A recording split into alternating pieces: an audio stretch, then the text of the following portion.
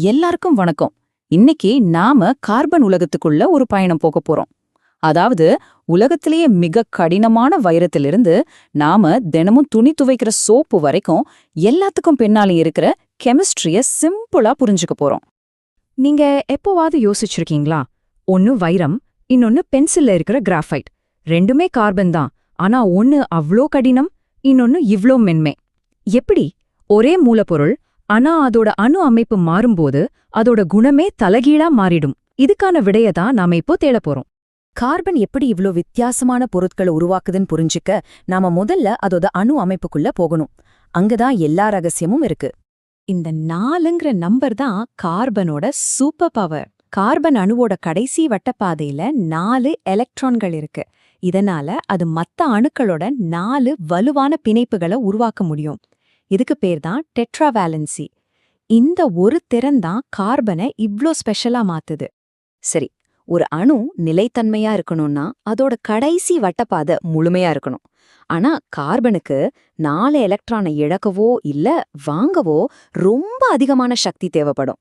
அதுக்கு பதிலா கார்பன் ஒரு ஸ்மார்ட்டான வழியை தேர்ந்தெடுக்குது. அதுதான் ஷேரிங். எலக்ட்ரான்களை மத்தவங்களோட பகிர்ந்துக்குது. இந்த ஷேரிங்குக்கு பேரு தான் சகப்பிணைப்பு, அதாவது கோவேலண்ட் பாண்ட். சொல்லப்போனா இதுதான் ஆர்கானிக் கெமிஸ்ட்ரியோட அஸ்திவாரம். உதாரணத்துக்கு மீத்தேன், அதாவது CH4 மூலக்கூறை எடுத்துக்கலாம். இங்க ஒரு கார்பன் அணு 4 ஹைட்ரஜன் அணுக்கள் கிட்ட தலா ஒரு எலக்ட்ரானை பகிர்ந்துக்குது. இதனால எல்லா அணுக்களுமே நிலைத்தன்மையை அடைஞ்சிடுது. சிம்பிள்.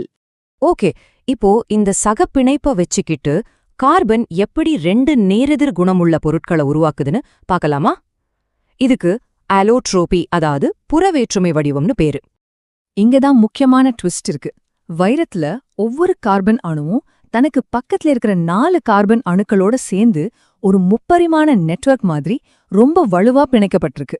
ஆனா கிராஃபைட்ல அப்படி இல்ல. ஒவ்வொரு கார்பன் அணுவும் 3 அணுக்களோட மட்டும் சேர்ந்து ஒரு தட்டையான அறுகோண அடுக்கு மாதிரி இருக்கு. இந்த அடுக்குகள் ஒன்னு மேல ஒன்னு அடுக்கி வச்ச மாதிரி இருக்கும். இந்த அணு அமைப்புல இருக்கிற சின்ன வித்தியாசம் தான் எல்லாத்தையும் மாத்துது. வைரத்தோட அந்த 3D கட்டமைப்பினால அது ரொம்ப கடினமா இருக்கு. அதுல எலக்ட்ரான்கள் நகர முடியாததால மின்சாரத்தையும் கடத்தாது. ஆனா கிராஃபைட்ல அந்த தட்டையான அடுக்குகள் ஒன்னு மேல ஒன்னு வழுக்கிட்டு போகும். அதனால அது மென்மையா இருக்கு. அது மட்டும் இல்ல, ஒவ்வொரு அணுவுக்கும் ஒரு ஃப்ரீ எலக்ட்ரான் இருக்கிறதால கிராஃபைட் மின்சாரத்தை நல்லாவே கடத்தும். இது ஒரு நல்ல கேள்வி. லட்சக்கணக்கான கார்பன் சேர்மங்கள் இருக்கு. இதுக்கெல்லாம் ஒரு பொதுவான பெயர் முறை இல்லைன்னா ரொம்ப குழப்பமாயிடும் இல்லையா? அதுக்குதான் வேதியியலாளர்கள் ஒரு பொதுவான மொழிய பயன்படுத்துறாங்க. அந்த மொழிக்கு பேருதான் ஐயூபாக் பேரிடல் முறை. இது ஏதோ பெரிய ரூல்ஸ்லாம் கிடையாது, ரொம்பவே லாஜிக்கலான ஒரு சிஸ்டம். வாங்க அது எப்படின்னு பார்க்கலாம். ரொம்ப சிம்பிள். முதல்ல எத்தனை கார்பன் இருக்குன்னு பார்க்கணும். 2 கார்பன் இருந்தா ஈத், 3 இருந்தா ப்ரோப். அடுத்து அதுல ஒற்றை பிணைப்பு இருந்தா ஏனுனும் இரட்டை பிணைப்பு இருந்தா ஈனுனும் சேர்க்கணும். அப்போ 2 கார்பன் ஒற்றை பிணைப்புல இருந்தா அது ஈத்தேன், இரட்டை பிணைப்புல இருந்தா ஈத்தேன். இந்த அடிப்படை விதிகள் ஒவ்வொரு மூலக்கூறுக்கும் ஒரு தனித்துவமான பெயரை கொடுக்குது. சரி, தியரி போதும். இந்த விஷயங்கள்லாம் நம்ம அன்றாட வாழ்க்கையில எப்படி பயன்படுதுன்னு சில உதாரணங்களோட பார்க்கலாம் வாங்க. இப்போ இந்த 2 சேர்மங்களையும் பாருங்க. எத்தனால், அதாவது ஆல்கஹால், இன்னொன்னு எத்தனாயிக் அமிலம், அதாவது வினிகர். ரெண்டுலயுமே 2 கார்பன் தான் இருக்கு. ஆனா அந்த கடைசியில் இருக்கிற ஒரு சின்ன தொகுதி எத்தனாலில் OH, எத்தனாயிக் அமிலத்தில் COOH. இந்த ஒரு சின்ன மாற்றம் தான் அதோட குணத்தையே மொத்தமா மாத்திடுது. இப்போ ஒரு ஆல்கஹாலையும் எத்தனால், ஒரு அமிலத்தையும் எத்தனாயிக் அமிலம் ஒன்னா கலந்தா நமக்கு எஸ்டர்னு ஒரு புது சேர்மம் கிடைக்கும். இதுக்கு பேரு எஸ்டர் ஆக்குதல் வினை. நம்ம வாங்குற பழங்கள், பூக்கள்ல இருக்கிற நல்ல வாசனைக்கு காரணம் இந்த எஸ்டர்கள் தான். இது ஒரு முக்கியமான வினை.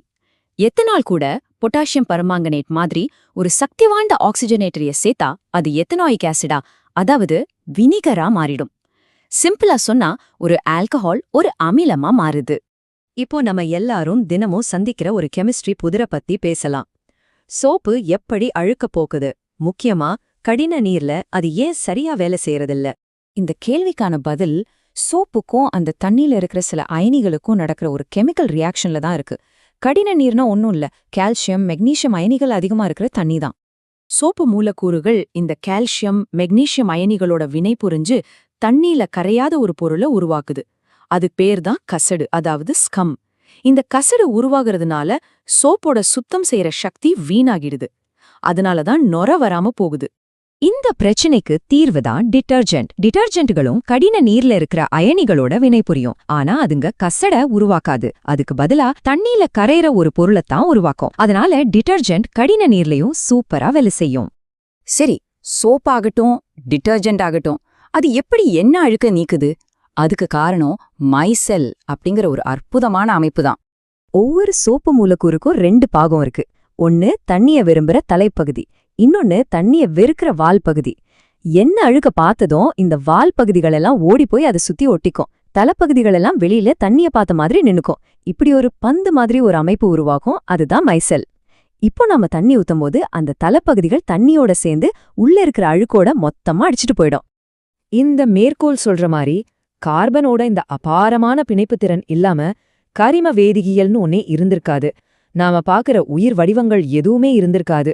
பாத்தீங்களா, இன்னைக்கு நாம ஒரே ஒரு தனிமம் கார்பனை பத்தி பேச ஆரம்பிச்சு அதோட அணு அமைப்புல இருந்து நம்ம வாழ்க்கையில அது எப்படியெல்லாம் பயன்படுதுன்னு வரைக்கும் பார்த்தோம். ஒரு சிம்பிளான விஷயம் எப்படி இவ்ளோ சிக்கலான உலகத்தை உருவாக்குதுன்னு தெரிஞ்சுக்கிட்டோம். ஒரு அணுவோட விதி ஒரு பிரபஞ்சத்தோட இயக்கத்தை நிர்ணயிக்கலாம். அறிவியலோட இந்த ஆழமான கேள்வியோட உங்களை விட்டு செல்கிறேன். இத பத்தி யோசிச்சு பாருங்க. மீண்டும் சந்திப்போம்.